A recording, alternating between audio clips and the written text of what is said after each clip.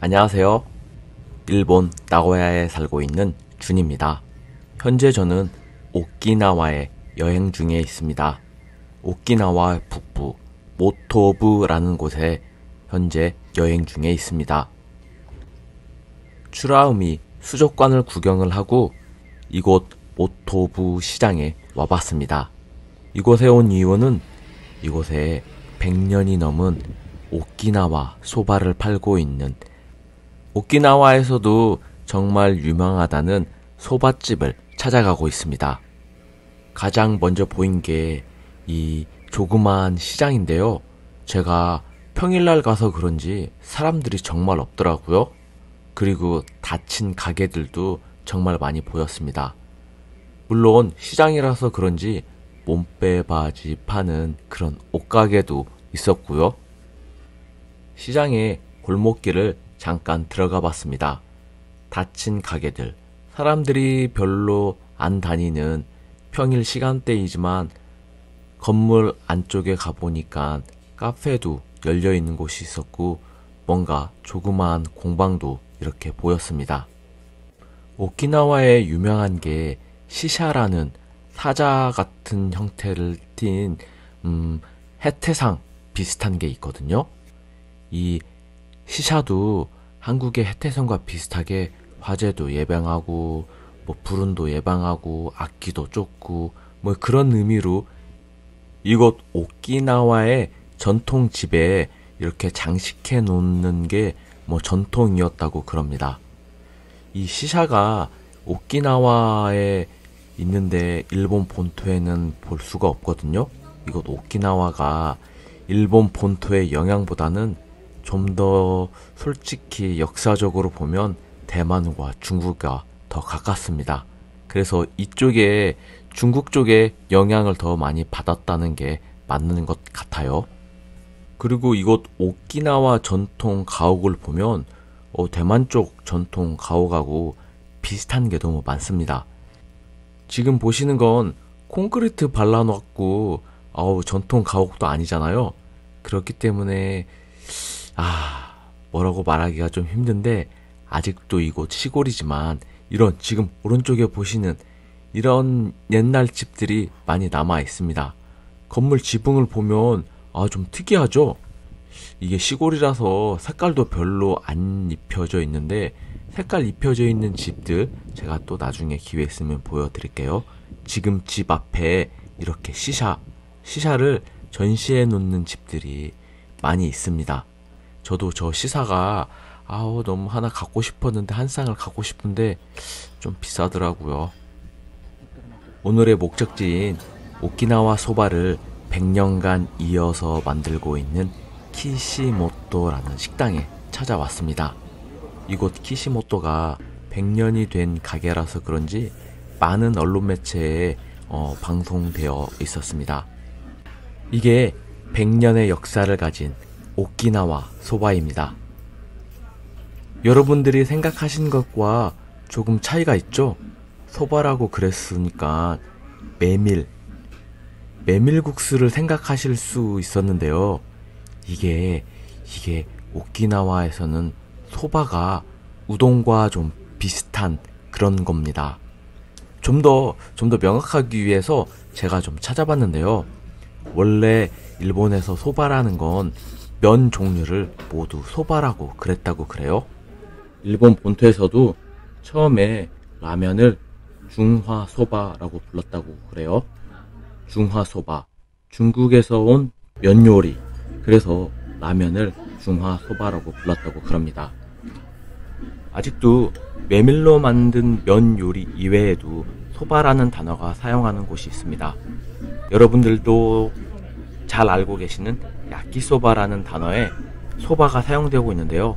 실제 이 야끼소바에서는 메밀로 만든 면이 아니죠. 메밀로 만든 면 요리가 아닙니다.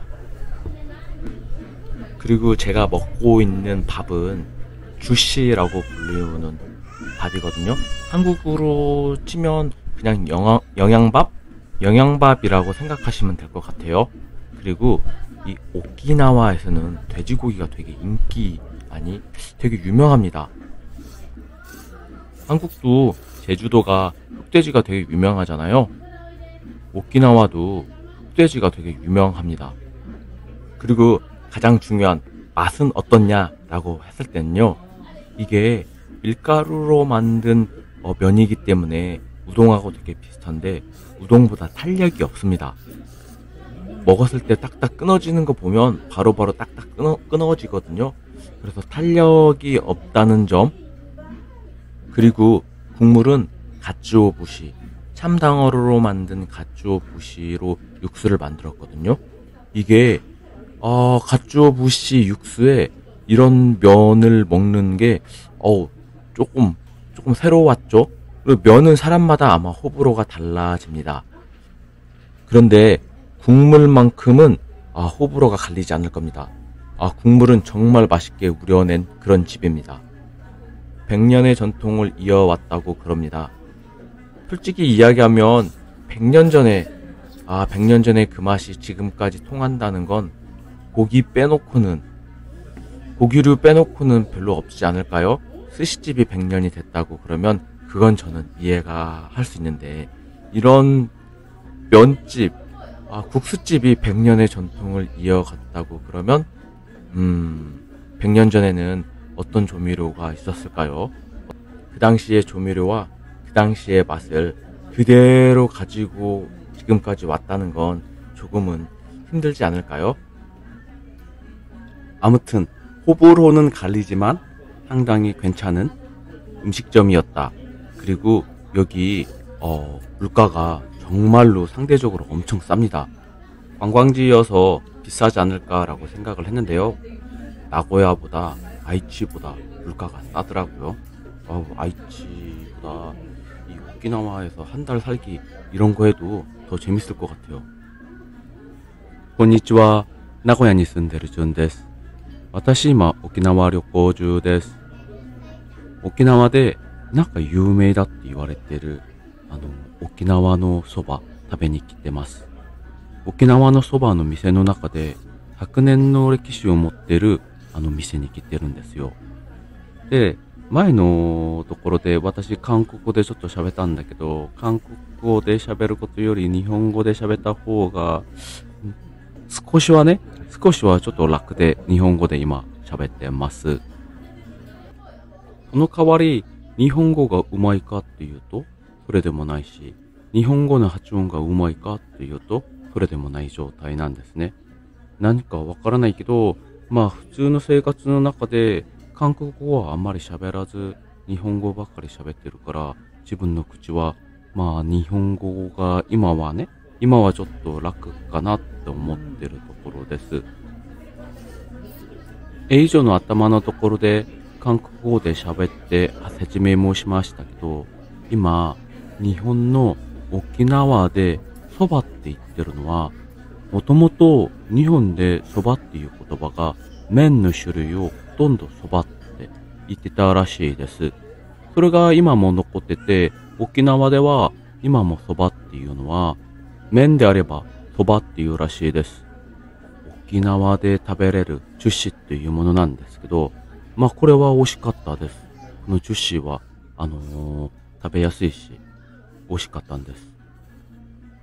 沖縄でまだびっくりしたのは、沖縄の物価安いですよね。私思ったよりこの沖縄物価安くて、自分が住んでる愛知より安いなと思ってました。沖縄で1ヶ月住めって言ってても楽しんで住めるかもしれません。沖縄そばの話に戻ってですね、ここ沖縄そばって自分が食べた店は、麺は人によって好き嫌いがちょっと分かれるかもしれません。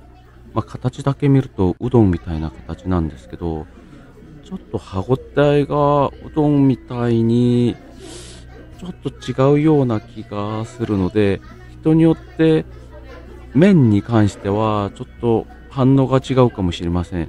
しかしですね、スープは鰹節から売られたものであって結構美味しいんですね。鰹節からのスープでこんな麺ちょっと初めて食べててんでちょっとびっくりしました。